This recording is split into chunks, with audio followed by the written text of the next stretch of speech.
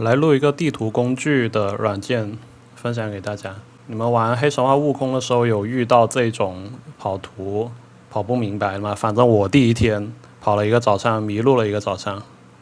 OK， 现在是有这样的两版工具，一个是旧版的，一个新版的。实测下来，新版是没有办法卡图标的，旧版还是可以卡图标。什么叫卡图标？在讲解的过程中会跟大家讲一下。这里面的 mod 为 N1 的大佬们制作的，我这里只起一个分享的作用。先用旧版为例吧。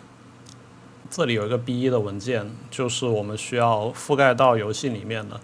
游戏的路径怎么找呢？打开你的 Steam， 然后右键黑神话悟空，这里有一个管理浏览本地文件的，打开，这里就有一个 B1 的，然后把地图工具解压好的这个 B1 复制粘贴过来。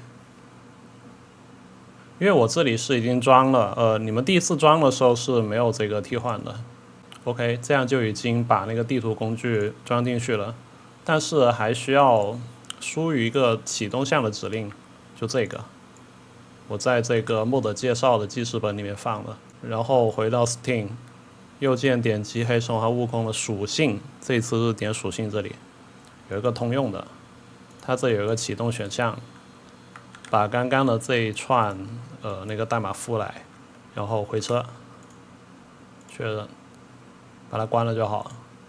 这个时候我们启动游戏，我们现在进入到游戏里，用这个 M 键打开地图，就会是这个样子。然后鼠标的滚轮是可以放大跟缩小的，但注意这个时候你的游戏是还没有停止的，所以你要在一个相对安全没有怪的地方才可以打开啊。你看我现在鼠标滚轮左下角的那个药瓶还是会跟着滚的，也就是说游戏目前是在实时的。看我的模型这个还是在动的。OK， 那可以怎么做让我们能实时看到呢？先 M 打开了这个地图之后按 B 键就是装备栏嘛，进入到这里之后把它退出，这时候你就回到了正常的游戏视角。然后我们去看一下，这些标志的地方其实是已经有，你可以实时能看到了。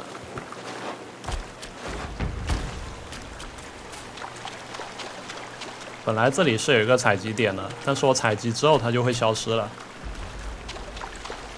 所以我们现在地图上面标记的这些全都是可采的地方才会有，就这里，对吧？它有一个标记点，采集，这就相当方便了。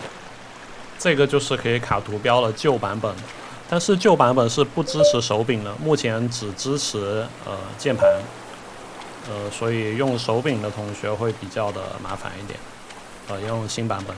但是新版本是不支持这个卡图标的，它会黑屏。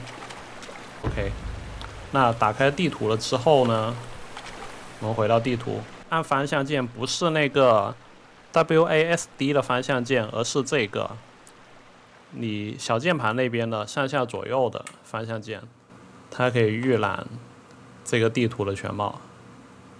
OK， 包括你用鼠标滚轮缩小啊，就能看到更多。然后按 M 就回来了。